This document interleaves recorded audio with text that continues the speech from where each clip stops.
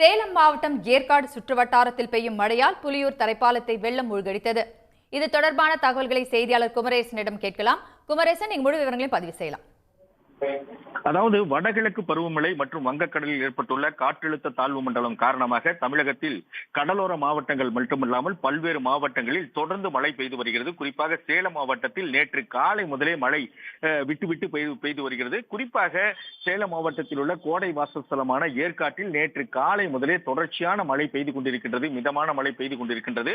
அது மட்டும் இல்லாமல் கடுமையான மேகமூட்டமும் அங்கு நிலவி வருகிறது.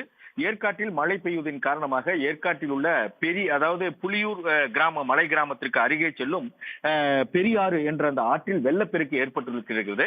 இதன் காரணமாக பல்வேறு இடங்களில் தரைப்பாலங்கள் மூழ்கடிக்கப்பட்டுள்ளது. குறிப்பாக ஆத்துப்பாலம் என்ற இடத்தில் உள்ள ஒரு தரைப்பாலமும், அதே போல புலியூர் மலை கிராமத்து அருகே உள்ள ஒரு தரைப்பாலமும் மூழ்கடித்து தண்ணீர்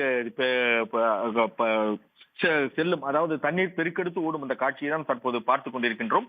குறிப்பாக அந்த ஆற்றுப்பாலம் என்ற இடத்தில் தண்ணீர் பெருமளவு ஓடுவதன் காரணமாக புலியூர், வெள்ளக்கடை, லூப் ரோடு, மேலூர், நல்லூர், மோட்டூர், ஆனைக்காடு உள்ளிட்ட பல்வேறு இந்த மலை கிராமங்களுக்கு செல்லக்கூடிய அந்த வாகனங்கள் செல்ல முடியாத நிலை ஏற்பட்டிருக்கிறது. குறிப்பாக இருசக்கர வாகனங்கள் அந்த வழியை செல்ல முடியாத ஒரு நிலை ஏற்பட்டிருக்கின்றது.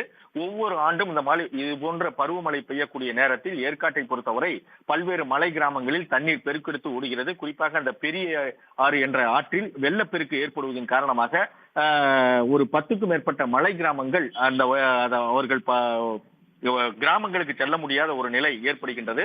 அந்த வகையில் தான் தற்போது கடந்த 2 நாட்களாக பெய்து வரும் இந்த மழையின் காரணமாக ஏற்காட்டில் உள்ள பெரியாற்றில் வெள்ளப்பெருக்கு ஏற்பட்டிருக்கின்றது. இந்த வெள்ளப்பெருக்கின் காரணமாக அங்கு 10க்கும் மேற்பட்ட மலை கிராம மக்கள் கடுமையாக பாதிக்கப்பட்டிருக்கிறார்கள். மழை நிற்கும் பட்சத்தில் 2 மணி நேரத்தில் அந்த வெள்ளம் வடிந்துவிடும் என்ற நிலையும் உள்ளது. உடனுக்குடன் செய்திகளை தெரிந்து கொள்ள சன் நியூஸ் பெல் ஐகானை கிளிக் பண்ணுங்க.